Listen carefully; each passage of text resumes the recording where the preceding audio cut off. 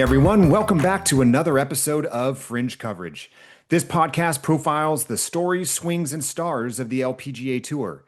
Whether you're new to women's golf or a longtime fan, hopefully this helps you develop your own rooting interests in women's professional golf.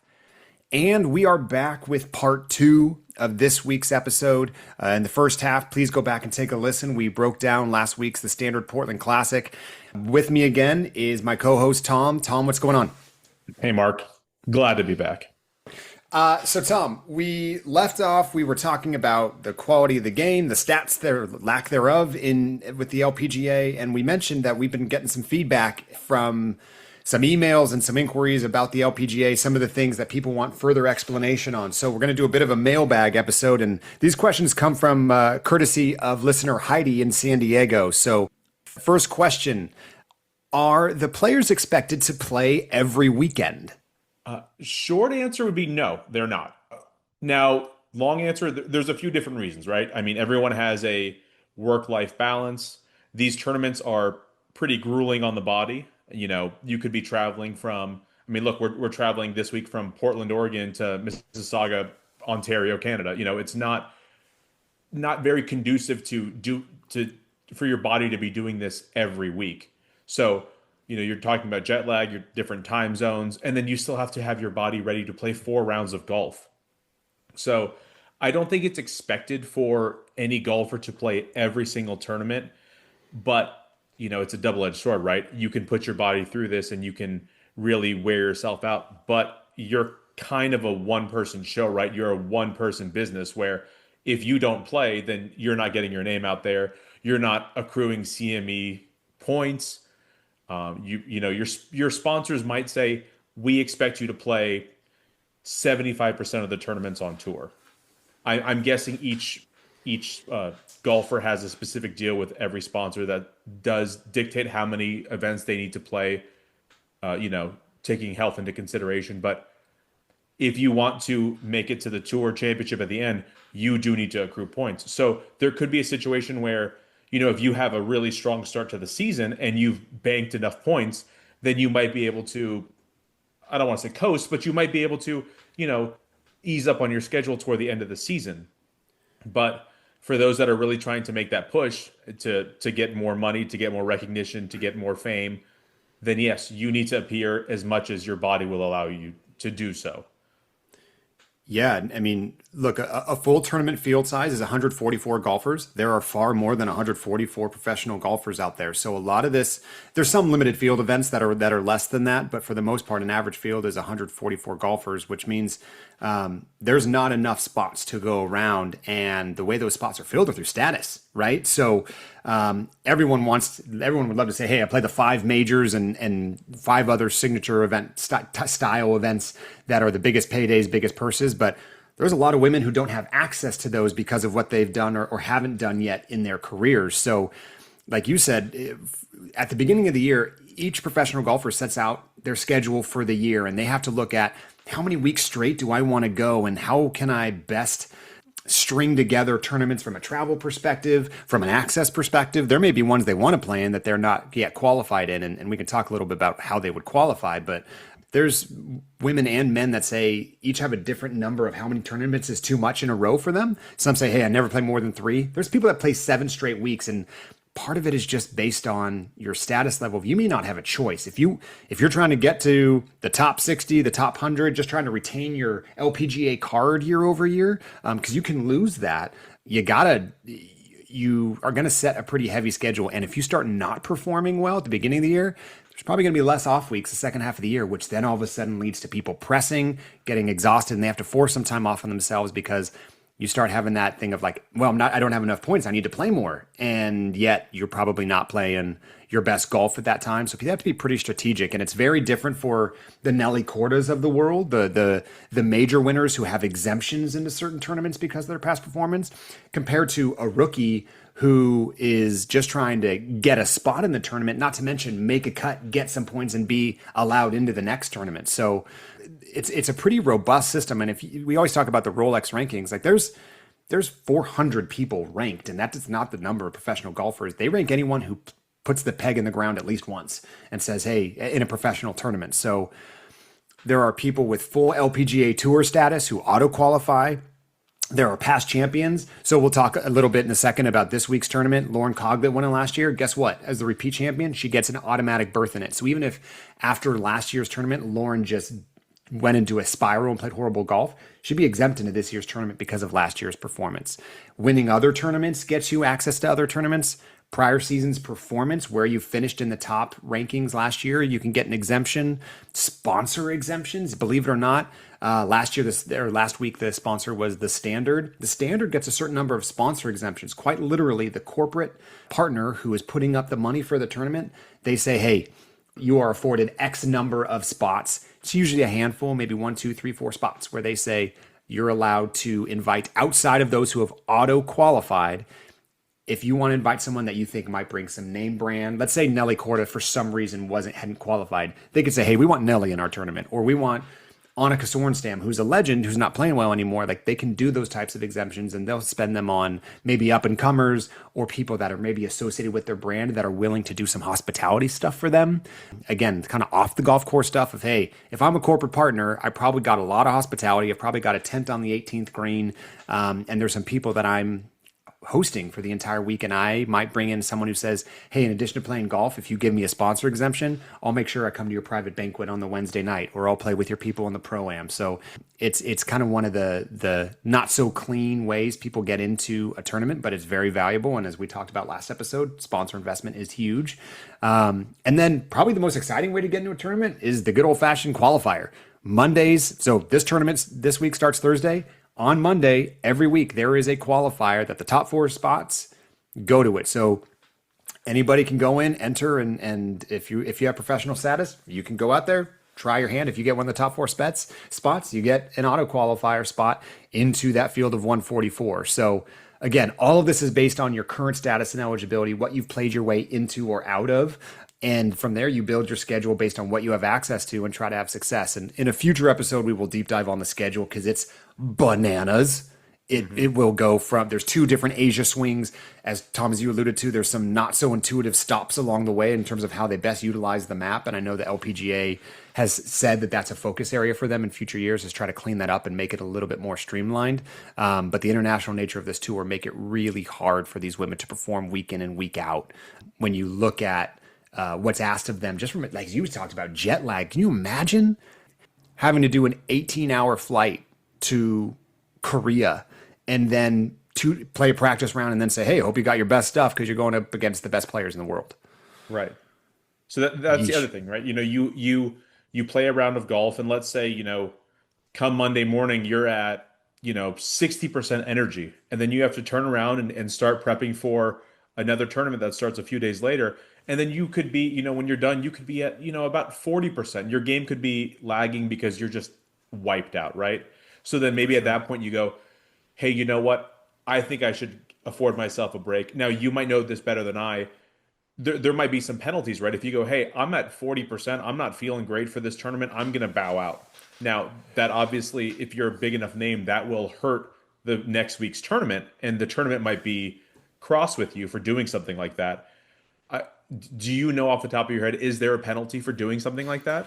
Yeah, so they have structure in place of like deadlines of when you have to report in. And look, I mean, injuries happen all the time, right? Sure. So, I mean, if we're talking about a non-medical, the LPGA does a pretty good job. The players understand the role the sponsors have and what they owe the tournament. And so you'll very rarely see someone pull out if it's not health related. And if it's health related, they kind of get that pass. So, it's not like an NBA where there's a guy sitting back to backs and there's, they're getting frowned upon because the fans don't get to see them. So it kind of works itself out is the short answer, but they do have deadlines of when they have to report. Like, they don't announce the tournament field until either the week of or the week before. So they really, right. They do give the women the benefit of the doubt to be able to make their schedules and be healthy about it. There could be some, you go, oh, I have the Evian coming up next week, or in 2 weeks. So maybe I will take next week off and prepare for that.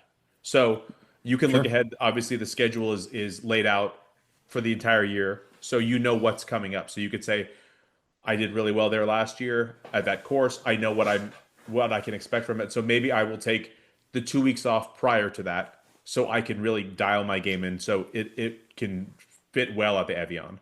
For sure. And I think that probably segues nicely for the next question too. But you have such a focus on these five majors. Everyone wants to peak during those times because not only does there just a lot of glory in winning majors, like there's a lot of points, there's a lot of money, there's a lot of things that'll set you up. And setting a schedule is very much dependent on the money you're making, and the money you're making very much influences the way you set your schedule, who you bring with you. Are you bringing, yeah, you might bring in a caddy with you. Some of them don't even bring a caddy. They'll hire a local caddy because they can't afford it. Or maybe they all of a sudden if you win a big event, you can start bringing your physio with you or your trainer or your coach and they travel with you. Money opens up a lot for individual players of not only setting schedules, but how they travel, where they stay, how they fly. And it's one of the most fascinating things about professional sport that are based on individuals is they are the team, they are the engine, they are all of those things. And they have to put themselves in the best shape to perform.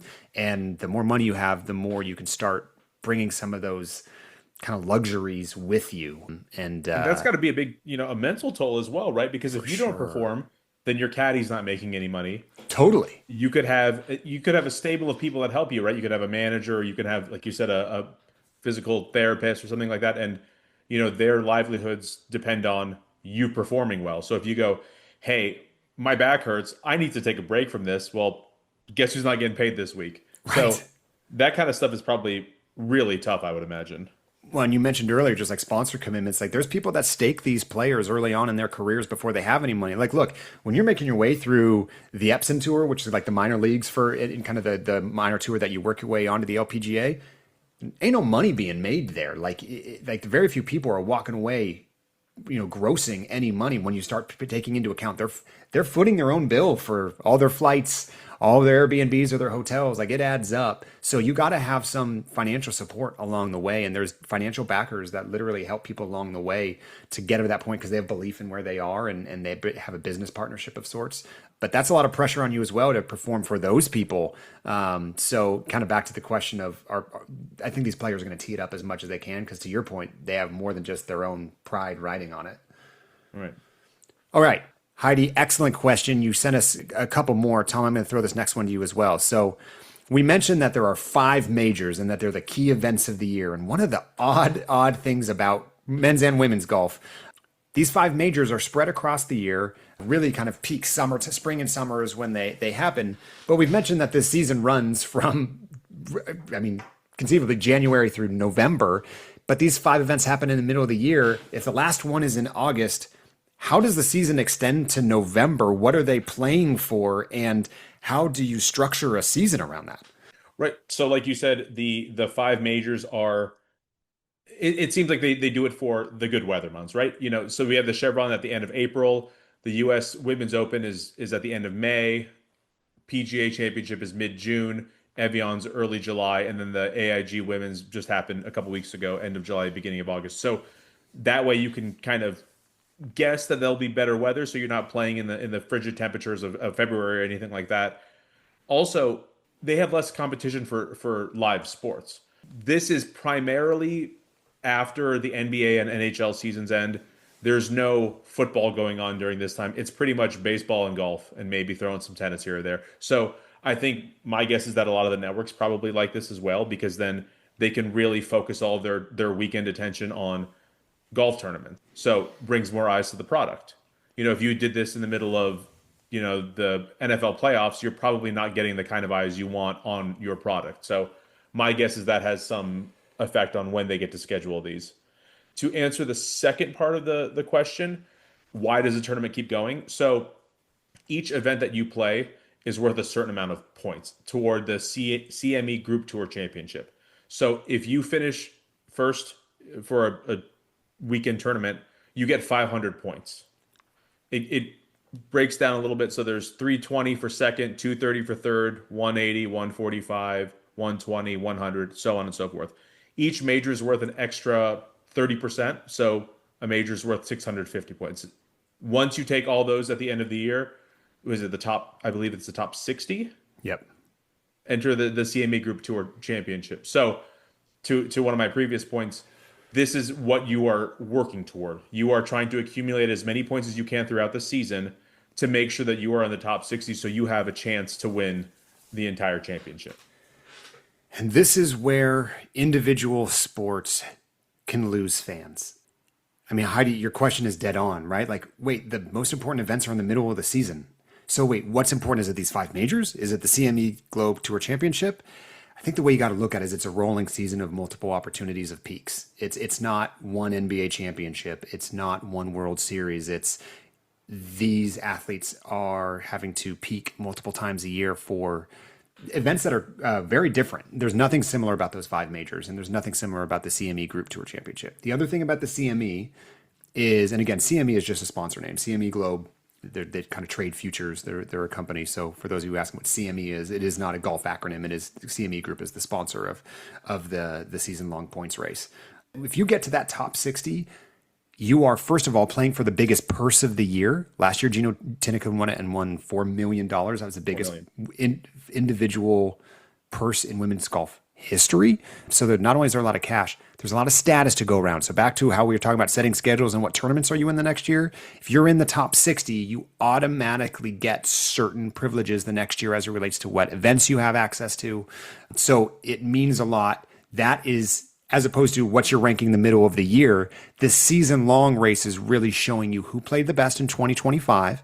And that's going to impact what 2026 and beyond look like. Because there's exemptions that last for 1 or 2 years, whether you won an event, whether you had status. So it is interesting. And tennis is the same way, that they have their Grand Slam majors, and then they have for the women, they have the WTA finals at the end of the year.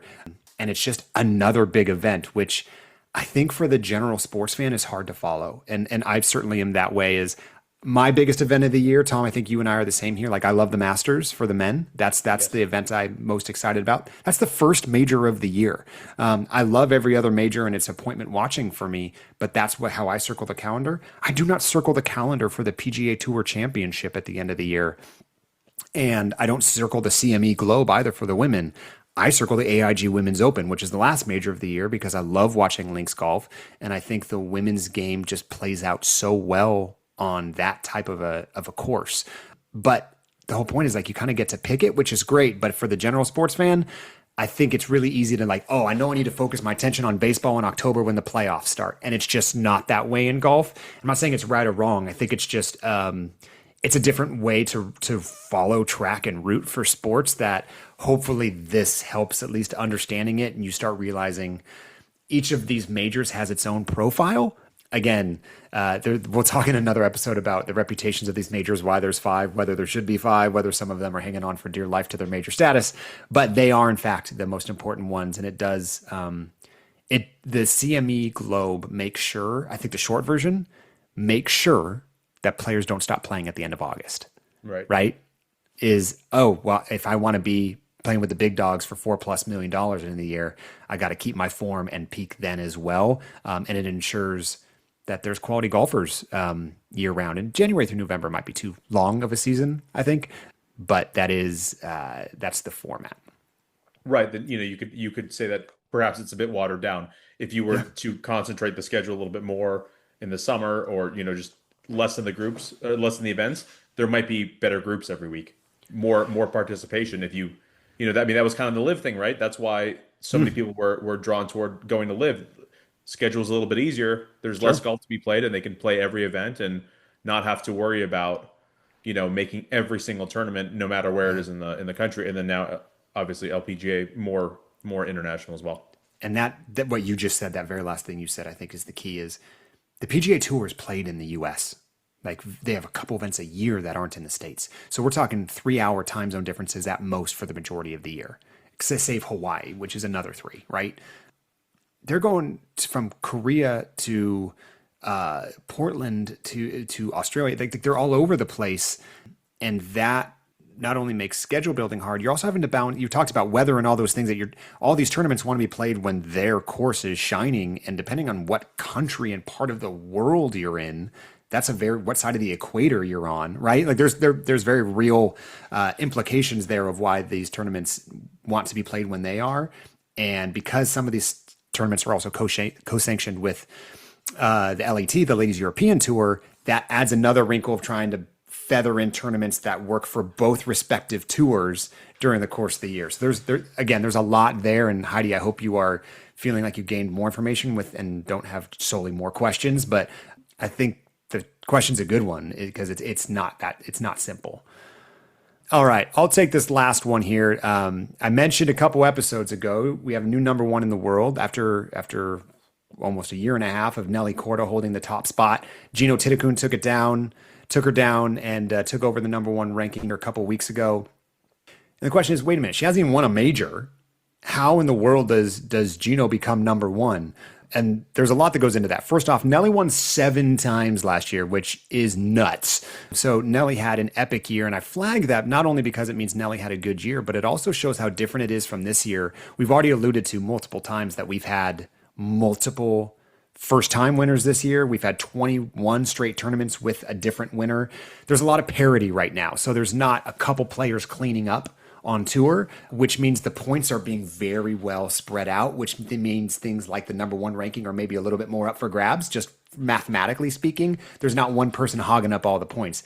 Gino is a top 10 machine. That is why she is the number one. Her floor is so high. She's always getting, like, a bad tournament for her is a top 20. She's always in the conversation at the top of the leaderboard, certainly in the top 10. And that adds up over time. You talked about that point structure. She doesn't fall out of it. So she's always adding to it week after week. But those rankings are based off of the Rolex rankings. We talked about those are global. Just so you understand what those points are, it's a rolling 2-year point total with an emphasis on the most recent points. Technically, the most recent 13 weeks are weighted a little bit heavier, those points of what you've done kind of in recent history as opposed to the previous year and a half, just to make sure that they're not rewarding someone who won almost 2 years ago and has been playing really bad since. It tries to weight those recent points a little bit more. But remember, it's not just the LPGA. The Rolex rankings are for really 12 tours across the globe, LPGA and LET being the highest quality, highest status. But there's Korean tours, there's Japan tours, there's Australian tours that all play into those Rolex rankings. So anyone who plays in an event is getting some form of points. The number of points is based off how strong the field is, and the strong fields are at the LPGA and LET level. So if you're playing in those and doing well, that's where you're going to start making hay and actually see yourself rise on the leaderboard or in the Rolex rankings. Points are awarded based on the strength of field. So we mentioned last week, the top 5 players in the world in the Rolex rankings did not play in the Standard Portland Classic. Guess what? That tournament field is going to suffer in terms of how they grade it and how many points are assigned to it. For Rolex rankings, not the CME Globe points, as Tom alluded to. The Rolex rankings have a full formula on the back end that say, hey, what was the strength of this field? Did this player beat everybody? Or, oh, wait, Nelly didn't play, Gino didn't play, Running Yin didn't play. Maybe we should weight it a little bit less. So there's a full calculation that goes into that. Very, very objective, not subjective at all. Majors have fixed point totals because that's always going to be the best players in the world. And basically the ranking formula is the average points per tournament. In other words, the total points that you've earned this year divided by the number of tournaments. That's kind of the short way to look at it. But again, that boomer bust nature of this 2025 year that we've had of 21 straight different winners means no one's hogging the points. So that means that you're going to see a lot of jockeying within the Rolex rankings this year. Otherwise, in other years, you might say, man, the top 10 has stayed the top 10. There's a little bit more jockeying happening right now, especially if someone goes on a cold streak and someone goes on a heater. You can see, we saw Charlie Hull go from 20 to 10 after one tournament, just because, again, people haven't built huge leads in any respective areas. So, Tom, anything I missed there? So, did you see that John Rahm clinched the championship for Liv this past week? And he hasn't won one single event all season. But okay, if you finish in the top 5 every week, yeah, then great. Then you are accumulating the points. So it's kind of similar in that vein. So whereas Gino hasn't won a major, if she's winning enough tournaments and ranking and finishing well enough every week, then she can bank these points. Yeah. Again, we could probably spend 10 more episodes on all of these things because there's a lot of nuance to it. We don't want to bore you with Rolex rankings formulas too much, but that's starting to show you how people are getting into fields, how they're getting ranked, how they're jockeying for position, and why the number one ranking was up for grabs after a really steady performance. And I think ultimately what this says is consistency wins out on tour. if you are consistent, if your floor is really high, you're going to always be in the mix, not just for rankings, but for individual tournament leaderboards. There are some people who just have really high peak weeks and win, and then you don't see them again. That those people are not going to stay in the rankings consistently because they have such a boom or bust nature to the way they play the game, and there's certain courses that just fit them better. Whereas the Nellies and Ginos of the world, I don't care what part of the globe you're putting them on and what piece of turf you're putting them on, they're going to be a threat to win the tournament every week. So We should try to get sponsored by Rolex. I prefer the Rolex rankings over CME. okay, yeah. Futures tradings and things like that might be a little bit of a tougher thing for us to do ad reads each week. Yeah, we're objective So though, so we use both. We use both rankings equally. yeah, they're just different. Again, one's kind of overall. It's kind of like the official world golf rankings for men versus the FedEx Cup. Right. That's similar here. So Mark, we're 30 where minutes. can we watch this week's tournament? We are going to the CPKC Women's Open. Say that 3 times fast. This week, August 21st to 24th, we are going to Mississauga Golf and Country Club in Ontario. My pick from last week for the Standard Portland Classic, Lauren Coughlin, is the defending champion for the CPKC. Oh my gosh, that's going to be a tough one. Can't even say it one time fast. CPKC Women's Open. That was the site of Lauren's first career win last year, so good vibes for her. Again, coming off a T7 this week at off of the Portland event. After a week off, the top golfers are back. 6 of the top 10, including Nelly and Gino, are back. So this is a heavy hitters field. Broadcast schedule this week: Thursday, Friday. These are all Eastern times, 9 a.m. to noon on Golf Channel. Again, Thursday and Friday. For those of us on the West Coast, that'll be a 6 to 9 kind of coffee golf window. And then moving on to Saturday, kind of funky from, again, Eastern times, 4 to 4:30. They have, NBC does some live streaming for 30 minutes, and then 4:30 to 7 p.m. Eastern on Golf Channel. And then for those of you wanting to settle in and watch the final round, Sunday, the 24th, there'll be an hour of streaming on NBC from 3 to 4 p.m. Eastern. And then we actually get some CBS coverage, 4 to 6 p.m. Eastern on Sunday. I am fired up. I think CBS has the best golf product in town. And I haven't got to tune in a while on CBS for a women's event. So I'd like to see how it compares to some of the Golf Channel coverage we've been seeing. Are you ready for your Excited, pick? Tom? I am. I think I made you, did you go first or second last time? Do you want to redeem yourself and come out swinging with this week's pick? I think whoever is, let's see, do we want to do whoever lost the week before or whoever's losing in the overall standing should get to go first? Let's say whoever's losing in the standings. I like that. Okay. My pick this week, we are breaking this trend. There will be a repeat winner on the LPGA this season. Okay. I'm picking Lottie Wood. Whoa. Okay. So about a month ago, she finished T3 in the Evian. On the July 24th for the Women's Scottish Open, she won. She finished T8 in the AIG Women's Open, and then she took last week off. She is primed for this tournament. She's ready to go. I love it. Lottie, I think she got some good deserved time off too. I think she was kind of burning it at both ends through that stretch. So hopefully she's fresh and brings her game north of the border here in Canada. I'm going to go with someone who's flashing some form lately, who's really gone through a really tough stretch here over the last year and a half. Someone who came on tour a couple years ago with a lot of acclaim and has struggled a bit, but played really good in Portland. I am going with Sweden's own Lynn Grant this week. Lynn played really good golf. She finished tied for third in Portland, shot 19 under. She's a little bit yippy with her chips and putts if you want someone that's relatable, but she stripes the ball. She's amazing off the tee, and I think that her form, after missing a couple cuts at the majors, she seems to be trending in the right direction. So you're keeping the streak alive. Yeah. I want, at this point, let's just do the whole season of different winners. It's certainly going to make those rankings volatile. I wonder if that's ever happened. That'd be absolutely not. This is already a record at this point. Oh wow. Okay. So everything is uncharted at this point. So that's our picks. Tom, I think we're going to do a player profile, but who are we going to do next time? All right. So the way we're going to do this, Mark, I'm going to give you 3 clues as to who I am picking. Now, as soon as you know who it is, jump in. Okay. Okay, you're just going to start reading facts until I know it? Yeah, you only get 3. Okay, let's hear it. This golfer is ranked 27th in the world, peaking at 25 earlier in her career. 25 early in her career. Okay. Yes. I don't have it yet. All right. No guesses? No. Let's keep going. For the She audience has sake, one of of the course I tournament know wins. it. She has one of the tournament wins this season. Okay, so she's number 27 in the world and at some point has won. She's one of 21 winners this year.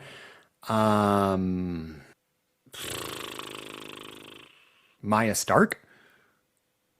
She won an individual gold medal in the 2018 Youth Olympics. Youth Olympics. What year was it? What year? 2018. So one of the EYs? It is not.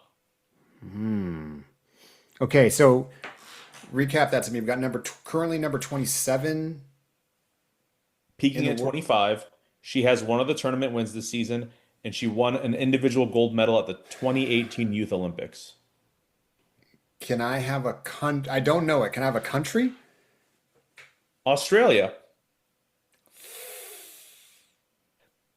Grace? Grace Kim. Yeah. Okay. Well, I didn't get it in three guesses. Oh, I like this one. She's awesome, dude. I can't wait to hear you deep dive on her. Cool. Yeah, looking forward to it. Well, hey, I got nothing else for the group. We had a lot this week. Thank you, everybody. Again, Tom mentioned it earlier. If you've got more feedback and questions, make sure you email us at fringecoverage@gmail.com.